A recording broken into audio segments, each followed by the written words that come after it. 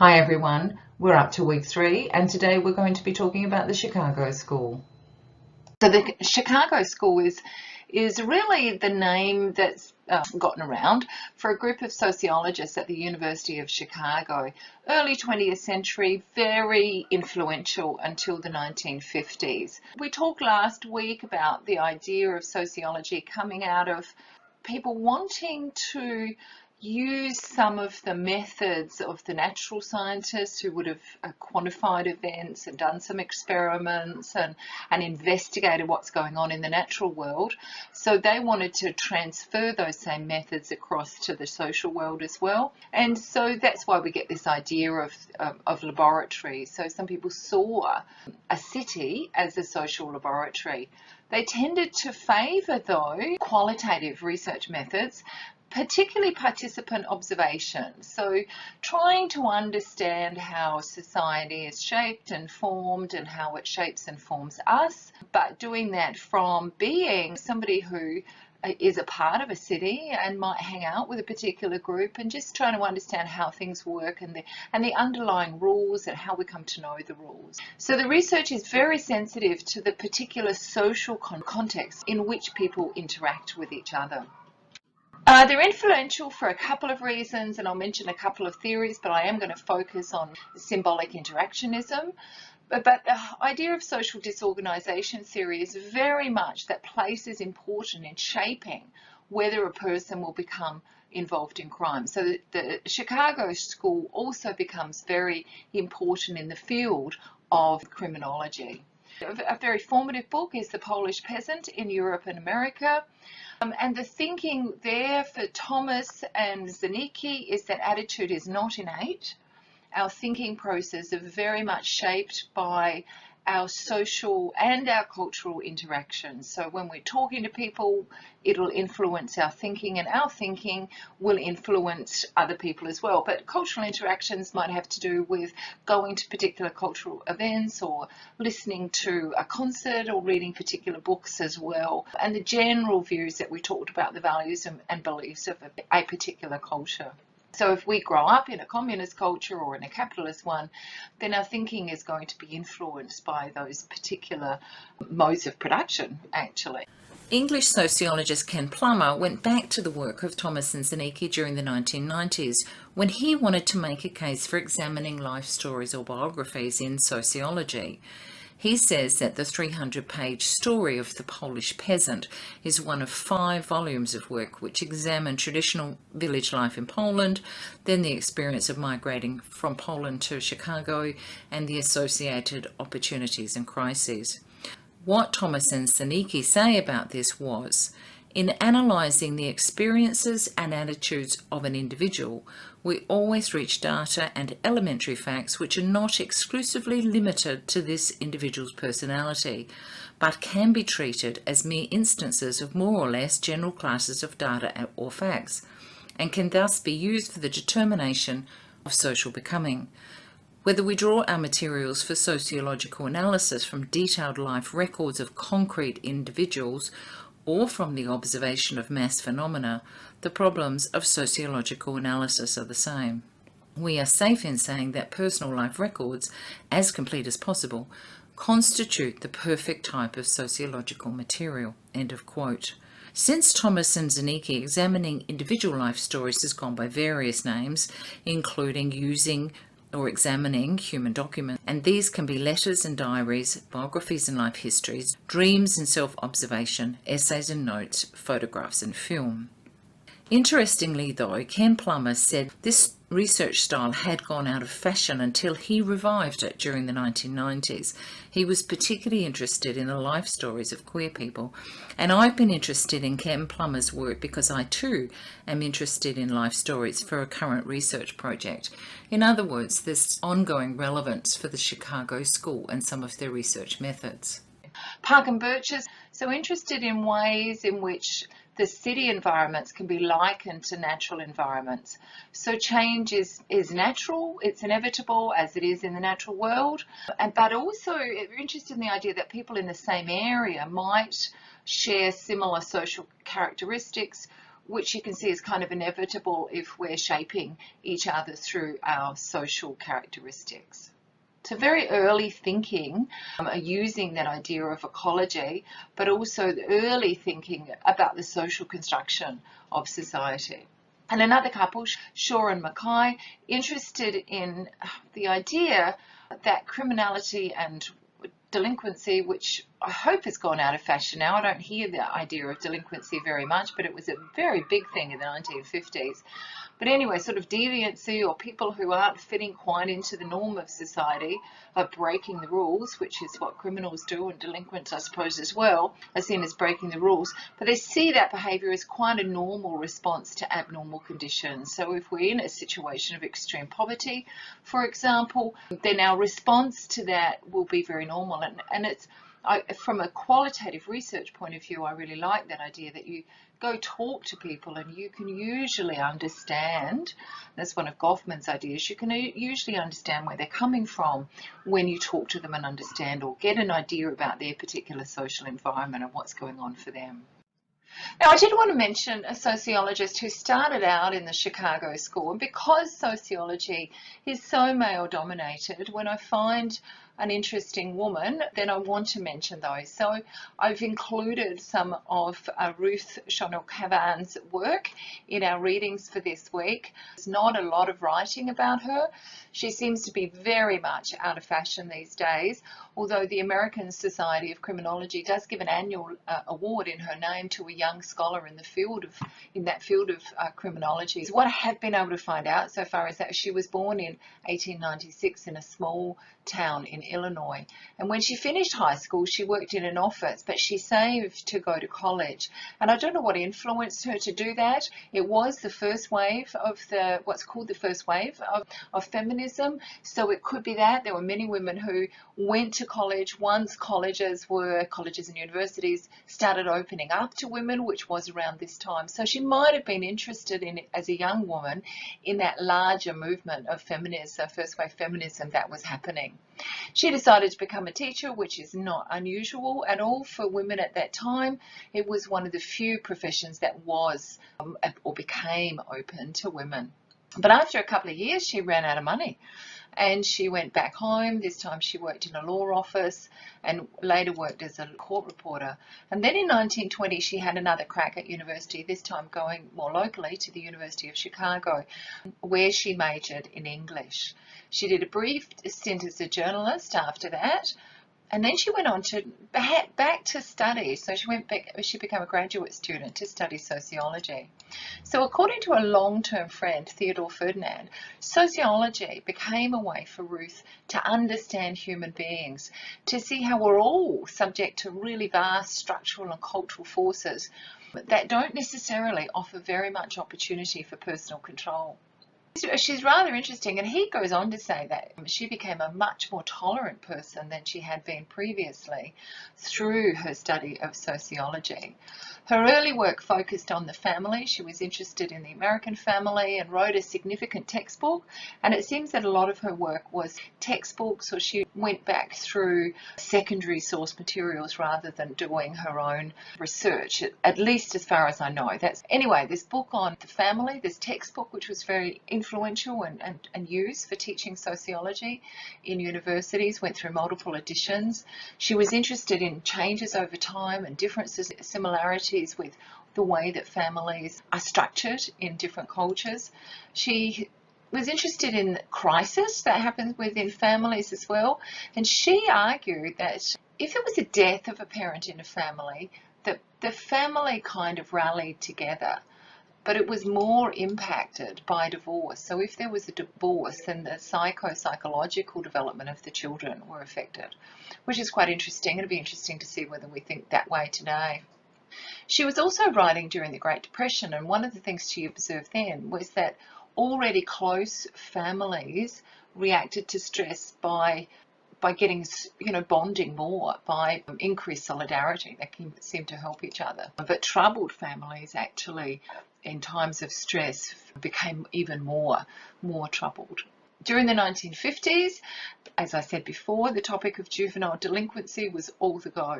And she was actually invited by publishers then to write a major work on this. So she was seen as a significant figure. And that book remained, the one that I've got up there, Juvenile Delinquency, remained in print for more than 30 years. During the period, I guess, that scholars and the general populace were interested in this whole concept of juvenile delinquency, which I'm hoping we'll talk a little bit more about in class and think about the gender of that as well. As you would have noticed in the reading, she's very interested in the idea of continuums rather than dichotomies, splits, you know, male, female, as being split and separate, looking at a continuum when it comes to conformity to social norms, and the idea that we can move from behaviour to two extremes, and the behaviour in the middle is not particularly saintly or whatever, but it kind of conforms, but doesn't always. But when people refuse to conform or over-conform, that's when they seem to get targeted as being deviant in some sort of way. So I'm looking forward to having that discussion.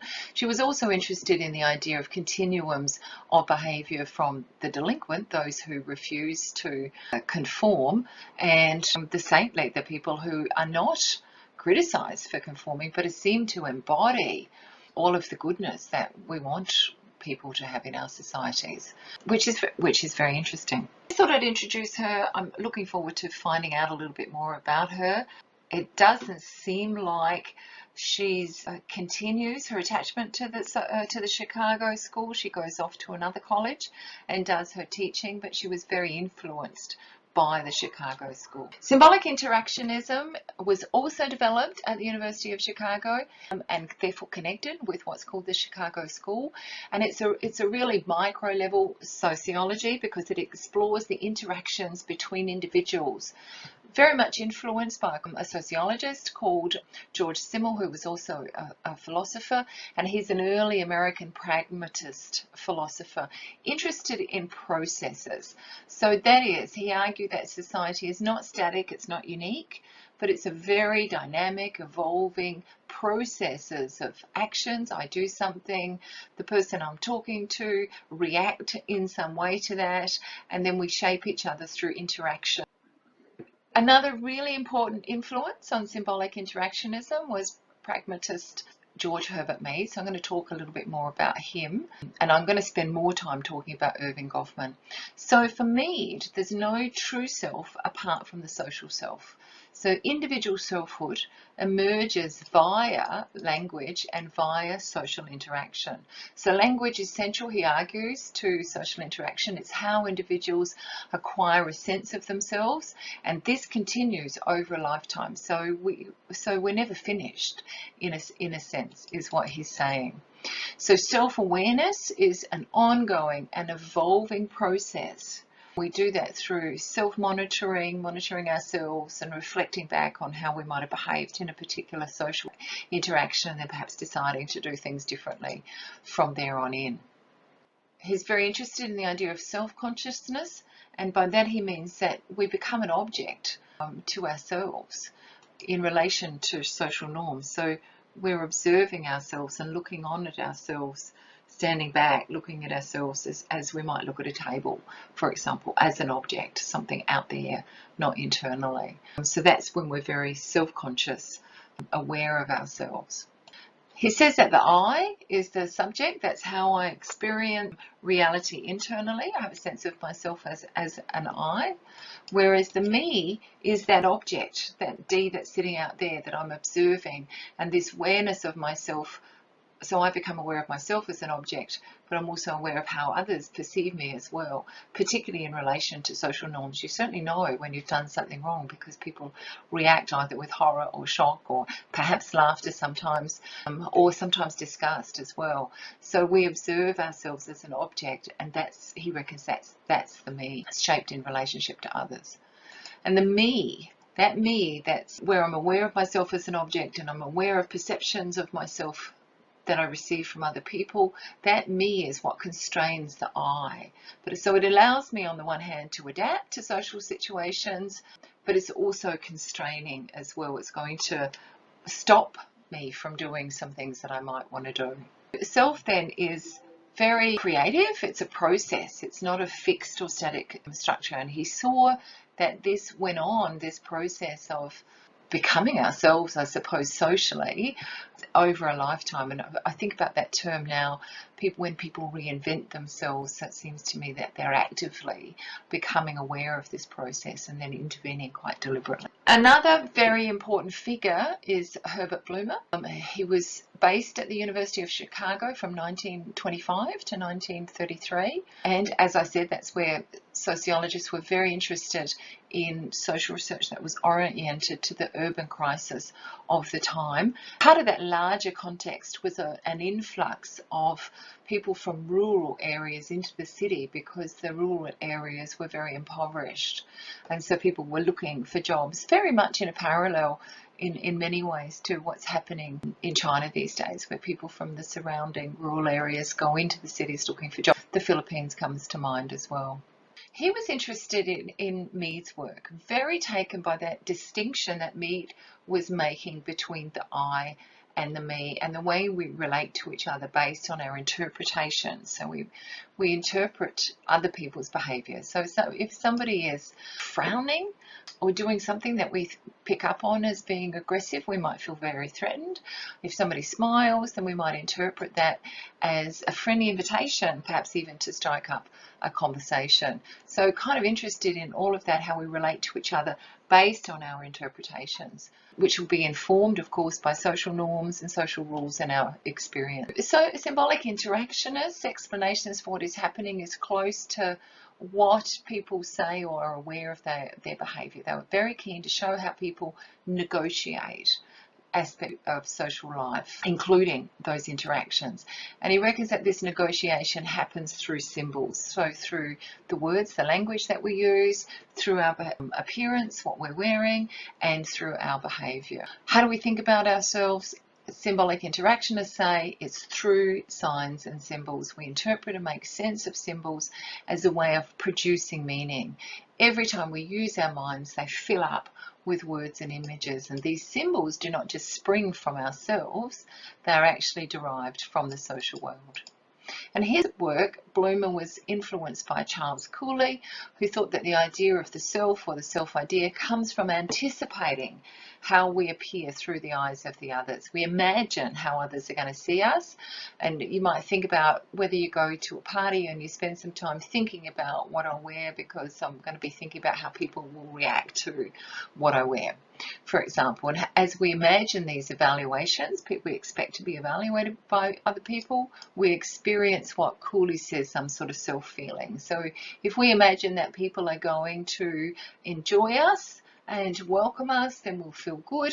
And if we are anticipating that people will be judgmental, then we won't feel so good about it. His view of social reality is that it too, like the self, so social reality, like the self, is a process. The meanings of things are neither natural or inevitable. A smile doesn't have to mean an invitation. A frown doesn't have to mean that somebody's being aggressive, for example. You can have different interpretations on those. The meaning of things is actually culturally specific. And the meaning therefore is a social product, even though it seems very, very stable and natural. We go on now to talk about Erving Goffman, who's widely regarded as one of the most influential proponents of symbolic interactionism. He's also regarded by some as the most influential sociologist in the 20th century. He pioneered really accessible academic writing, and his books were intended for wide audiences rather than for exclusive academic ones. In terms of a number of citations, he does come in behind a few people: Michel Foucault, Pierre Bourdieu, Jacques Derrida, Albert Bandura, and Anthony Giddens.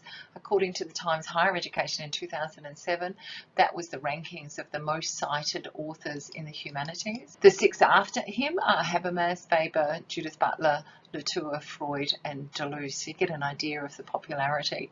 Interestingly enough, Durkheim is way down the list, and Marx is almost at the bottom. So those patriarchs that we were talking about last week aren't really a huge big deal. Erving Goffman was born in Canada, in Alberta, although the family later moved to Manitoba, still in Canada. Goffman's heritage is Jewish. The family migrated to Canada at the beginning of the 20th century, and his father was a very successful tailor. You can see traces, well, I would argue, you can see traces of Goffman's life experience in his later sociological interests and analyses. For example, his older sister was an actor, and he developed an analysis based on the metaphor of the theatre, what he called a dramaturgical analysis. His wife of 12 years committed suicide after a history of mental illness, and he did ethnographic studies in a mental institution, which were extraordinarily bad places back then in the way that they treated people. He was a widower with one son for almost 20 years, and he married a woman called Julian Sankoff in 1981. She was also a sociologist, and the couple had a daughter, a sociologist, Alice Goffman, whom I'm suggesting that you have a listen to as well. Apparently he was quite fond of gambling on the stock exchange and in casinos, and he probably used some of his knowledge of how people interact to serve him well. I wouldn't be surprised. He's very well known for doing micro-sociology, or observing the interactions between people, from which he then creates a general theory. Even though Western society's changed heaps since Goffman's time, his work continues to be relevant not only to me, but to many of my students. Introduce them to his work. The work that he did had been ignored, though, interestingly enough, by sociologists earlier on. What to do is go through a few of his early books, those that establish Goffman as a significant sociologist, but I'd also recommend you read some of his later books, such as Frame Analysis, Gender Advertisements, and Forms of Talk. So the presentation of self in everyday life was first published in 1959. It was a result of his PhD. So he did field work in the Shetland Islands off Scotland. And if you're keen to know what Shetland might have been like, you could watch a BBC series, crime series, which is called Shetland, and it is on Netflix if you've got access to that. But you kind of get an idea of the community, the wildness of the landscape, how cold it is, how segregated people are by geography. So yeah, if you're interested in that, I'd recommend that show. Goffman was keen to explore the rules we follow during interactions, usually without being aware of abiding by any such rules. And so I'll just break off there to mention another guy, Harold Garfinkel, who was also very interested in the rules by which we have conversations and interact with each other. And what he encouraged his students to do was to break the rules and then observe the interactions. So for example, he'd get his students to go home, those who were living at home, and pretend that they weren't living at home, pretend that they were living in a boarding house. And then when they were doing that pretending, then consider how differently they might behave if they were boarding rather than living in the house. Would they automatically go to the fridge and help themselves to food, for example? And then observe the interactions. And many people reported back that their parents and other members of the family got really upset with them because they broke the rules. So that's just an aside. Certainly what Goffman was interested into were the rules. He was interested in both understanding the rules and picking them out, and then exploring the exceptions and what was happening to those as well. So he's very aware of human agencies, that humans are not totally controlled, that we can manipulate and interpret rules in our favour as well. And in the process, humans not only reinforce the existing social order, but they also create it. So as he says, though, we don't invent the world, but we must gear our participation into what is available by way of standard doings and standard reasons for doing these things, but we can also change them as well. So for Goffman, what we think of as the self emerges as a result of interactions, as well as where we sit in the social order. And our interactions are different depending on our class location. So for example, and what comes to mind for me is British academics Carolyn Steedman's recollections of interactions at home with her father, where he was the head of the household and a bit of a bully, versus the surprise of seeing him with his boss, where he was the one in the deferential position. The self that Goffman is talking about is fully embodied. He observes emotions that arises, the gestures that we use, the physical presence of other bodies as well. So he's not ignoring the body at all. He begins by saying that when an individual enters the presence of others, they commonly seek to acquire information about that person. He uses him, so his language is very androcentric, or to bring into play information about that we already know. He goes on to say they'll be interested in the person, the other person's general socio-economic status, the conception of self, their attitudes towards them, their competence, their trustworthiness. That is information about the individual which helps to define the situation, enabling others to know in advance what we can expect from the interaction and what they can expect of us. So inform these in these ways, the others know how best to act in order to call forth a desired response, because we usually want our social interactions to go well. So that's why we do that. In other words, we need to know something about others we engage with, so we know which social rules are appropriate when we begin talking to them, to know what part we're supposed to play in relation to them. He used what he called a dramaturgical approach, and so he used the metaphor of the theatre to describe social interactions. What he's saying is that we're always trying to manage what impressions other people have of us, and to this end what we're doing is performing. And when we're performing in front of an audience or a set of observers in a regular sort of way, he likens this to setting up the front stage. And this might include the setting, say a dining room, for example, for a dinner party. Have you ever done that? Set up the dining room, or that room of the house which is used to receive guests. It used to be the parlour, and in the Shetlands it was often the parlour. Sometimes now it might be a formal lounge or living area separate to the rest of the house. The actor's appearance, usually not pajamas, and manner, so playing the host, all come into play. In other words, you will look and act the part for the interaction to go off smoothly. And think about the university lecture. You're expecting some sort of performance, and the performance will show off some things and conceal others. For example, the work that's gone into making the performance will be hidden. So you won't be privy to any rehearsals, you won't be privy to any scrambling to put information together. For example, for a lecture, you won't see any of that at all. And you're not privy, if you're going to a formal dinner party, then you wouldn't be privy to the preparation of food either. All of that work happens, he says, backstage in a separate region. So beautifully prepared plates of food are presented, but the work that goes into that, the dishes, the cooking utensils, sometimes the stress even, isn't visible. Goffman says that one of the most interesting times, and I'm quoting, to observe impression management is the moment when a performer leaves the back area and enters the place where the audience is, or when he returns therefrom. For those are the moments when we can detect a wonderful putting on and taking off of character. Think about that in terms of going backstage to the bathroom. Then you put on your front stage character when you return. Or think about the discomfort that you feel when you've been caught in backstage mode by someone who usually only sees you in front stage mode.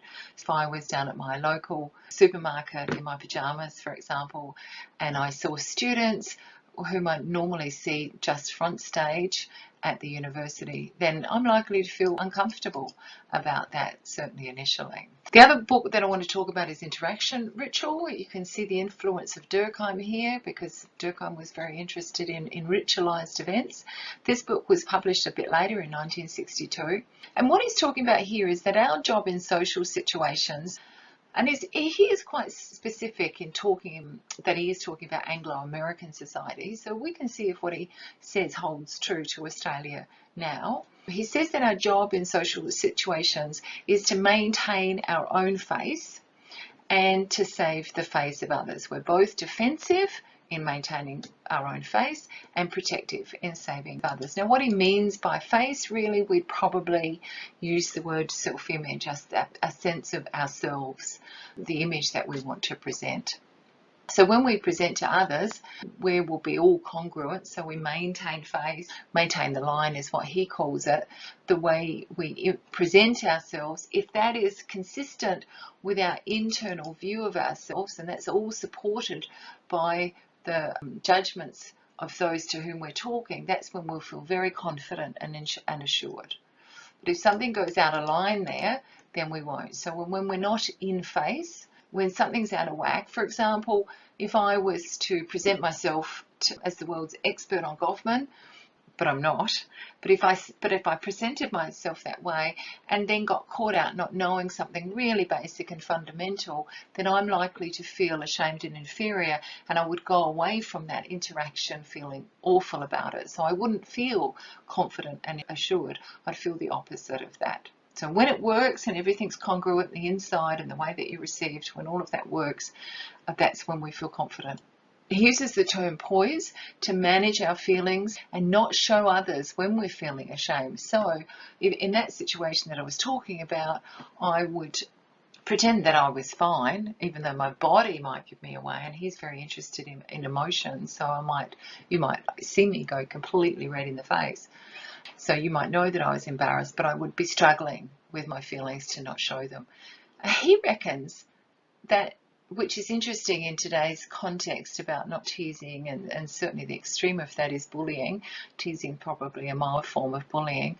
He reckons the reason so much of that happens when kids are young is so that they develop poise. They learn how not to let other people know that they've impacted them and they've come away from a situation feeling ashamed. The self-image we present is one we're supposed to maintain. We'll lose face if we don't live up to it. In society, we're also supposed to go to some lengths to save the feelings of others. Basic face work involves avoiding situations where we might be faced with threats, keeping away from topics that are inconsistent with the line that we're taking. So for example, if we're playing the line, this is his language, if we're playing the line that we're generous and kind, we won't want to be talking about people. We would want to avoid talking about situations where we've been mean and unkind, and we might want to avoid talking about people who make us feel mean and grumpy, because we might reveal that and then we're not in the line. So we're on the one hand presenting ourselves as wonderful, and on the other hand being really mean and nasty. It's incongruent, then it's not working together. When it comes to protecting others, we use discretion. So for example, we don't talk about somebody being drunk last weekend if we've been out with them. We wouldn't use a put down. We try not to do that sort of thing. We say that if we do use a put down, what we might do is say that we're joking. So we let the person know that we have had a little go, but we do it in a way to try and save face as well, which is interesting. If one of the social rules is that if you leave early, people might think that they've offended you in some way. So you let people know that you have to leave early in advance so that you don't offend them by abruptly going and then them thinking it's their fault. So there are ways in which we will protect other people. We use discretion, we use jokes to hide our put downs, and we let people know in advance what we're going to do in situations so they're not going to be offended by that. He goes on to talk about managing and avoiding embarrassment and feeling alienated from interactions. And he makes the rather interesting claim that what psychiatrists see as symptoms of mental illness, the general public first see as offensive behaviour that suggests the person's not been taking or don't know how to play the ritual game of social interactions properly. So is it really mental illness, or is it that they just haven't learnt what today we might call social skills? It's actually an earlier book. For me, the other two went together, so I'll put this one afterwards. So Goffman went undercover as an assistant in a mental institution during the 1950s and published this book in 1961. I am very doubtful that these days you could do what he did, because we have to go through a quite extensive ethics process these days. He wouldn't have needed to do that. He could just go undercover, not tell anybody about it, and then write up his findings. So in this situation, he would have been doing participant observation, and all of his research, I think, is participant observation, in that he is talking to people and he's understanding them as a participant, but he's not doing formal interviews. He's having chats with people, and then he's just observing things like, me being embarrassed and going red in the face. So observing how people react in situations. And he took those skills into a mental asylum. He did acknowledge his standpoint, that of being a middle-class man, and says that things that might have bothered him might not have bothered those from what he calls a lower class. He also noticed that most research at the time came from the perspective of psychiatrists, not from that of patients, which is really important. And there's a whole movement in the UK now called survivor research, which is certainly rebelling against that, saying that you need to talk to us who've been experiencing this system. Don't just put your point of view. He wasn't overly impressed by psychiatrists at all, and that's very clear when you read him. He found little that was therapeutic or helpful in the mental institution, and he's not the only one who was writing about mental institutions at this time. There were others, including psychiatrists, who were absolutely appalled at what they found. As with another of his books, he developed his ideas through that field work, through that participant observation, and then he published academic papers, and his books often contained already published papers. So he's very interested in this idea of a total institution, which may be defined as a place of residence and work where a large number of people in a like-situated individuals cut off from the wider society for an appreciable period of time. And he called this a total institution. And prisons serve as a very clear example of that, he says, providing we appreciate that what is prison-like about prisons is found in institutions whose members have broken no laws. We saw that there were 5 groups of people who might end up in one of these total institutions. And they are, first of all, people who've been regarded as incapable and harmless, so children in a children's homes, for example. And we had many children's homes around this time in Australia in the 1950s when he was writing. Those regarded as incapable and a threat would go into a mental hospital. Those regarded as a threat, those go into a prison or into a concentration camp. Those established for instrumental reasons like teaching, so for example a boarding school, and those established as a retreat from the world, for example a monastery. And he saw that these institutions, these total institutions, were very controlling. He saw that every aspect of the people inside, the inmates, were controlled, and he generalized out from his case study in the mental institution to look at all of those others as well that I've just mentioned. And I first read him in the context of children in orphanages and children's homes during the 20th century. Many people I know who were in orphanages as children find his ideas resonate just hugely with them, because people felt so institutionalized. Because one of his ideas is that people adapt to their social role within the institution, and then when they go to leave, that can be very difficult for them to leave outside of an institution. And I've heard of that as well from adults who've been in prison as well, and often you do hear about people who then crime to go back into prison because outside life just seems too totally weird. He also saw them as controlling. He also saw them as coercive. That admission to these places, except perhaps at monasteries and convents, but even there's no guarantee. I've certainly read many stories where young girls and young women were sent to a convent. So usually what he's saying is that admission or entry is coerced. So there's not only a loss of liberty within, but there's also the humiliation of being forced to enter these total institutions. He saw them as storage dumps, even though they're presented to the public as rational organisations. And then the inmates become what he calls inmate objects, telltale signs of mismanagement for a supervisor to see. So they're being looked on as objects all the time by supervisors, and you've only got to think about perhaps a prison warden. By they're checking on people, they're seeing the people as an object. And then of course there's a paper trail for each person, just as there is in a factory. People are processed, think about that in terms of the language around detention centres, just as raw materials are processed in a factory. People are expected to give up their civil identity, what he calls the curtailment of the self, An example close to what he was saying, I think, was the teenage girls who were sent to the Hay Girls Home in New South Wales from 1961 for about 13 years. And Hay Girls Home was a correctional facility, a jail really, and girls were drugged, shipped off under cover of night from Parramatta in New South Wales to Hay, which is halfway between Sydney and Adelaide, and then their hair would all be hacked off and they had to wear a uniform. So there was this curtailment of the self. They were subject to intense surveillance without doors on showers and toilets and cells, etc. So then the inmates live with this chronic anxiety about breaking the rules and harsh consequences of breaking them. So in 1963 he published Stigma, which is another book of his that I really appreciate.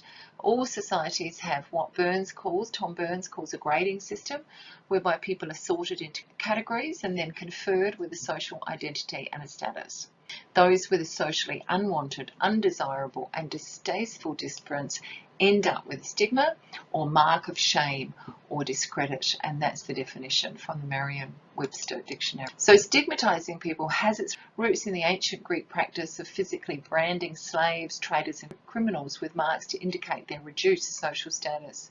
These days a person doesn't need to be physically branded to carry a stigma, Goffman says, to show that they are not quite human. And he says that in page 4, in the eyes of society, that they've got a failing, some sort of shortcoming, a handicap.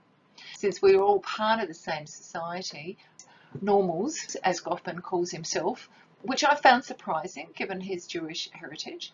But anyway, normals and other stigmatized groups all have the same beliefs, the idea of what is normal, and hence the reason for the stigmatized feeling ashamed of their difference and the lack of respect they're often accorded by normals. He goes on to talk about 3 types of stigma. He has physical, so people who are old, with disabilities or are large or obese, people with character defects, for example, and it's interesting that this is the most popular. Again, remember that he's writing in the 1950s, and we might want to have a think about how this has changed or not changed. So poor people, unwed mothers, unemployed, thieves, somebody who's made a suicide attempt, prostitutes or sex workers, we'd say now, homosexuals, orphans, addicts, beggars, the mentally ill, and those who've done prison.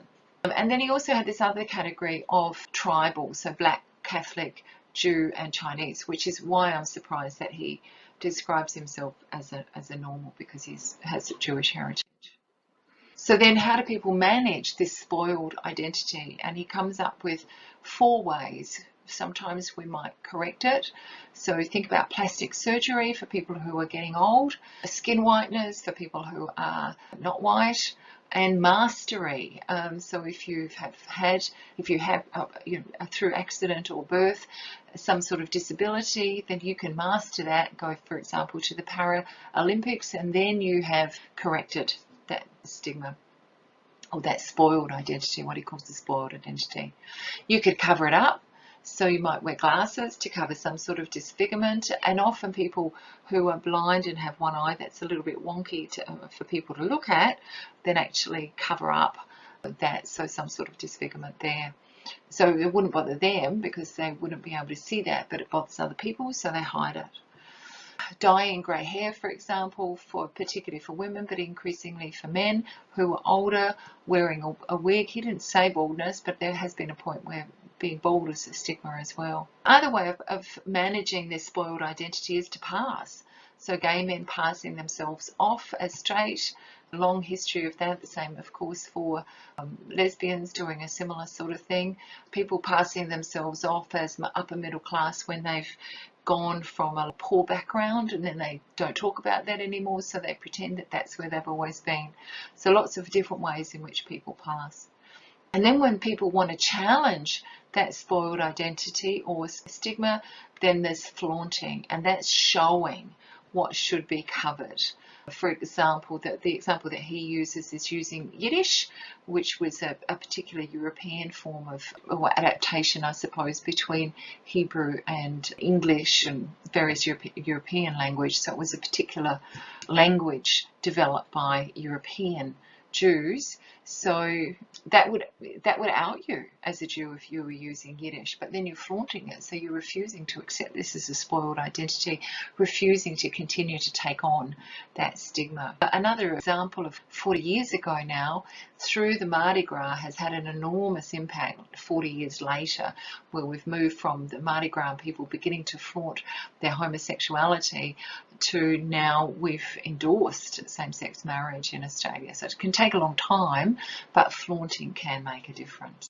So in summary, Goffman engaged in really, really groundbreaking, up close and personal sociological research. He comes out of the Chicago School, although he wasn't there for very long, but he was very influential and very influenced by their way of doing urban research. And he pioneered the idea of putting sociological research into the public domain, and his general theories and research findings, although they'll be challenged and adapted, but fundamentally continue to be relevant today.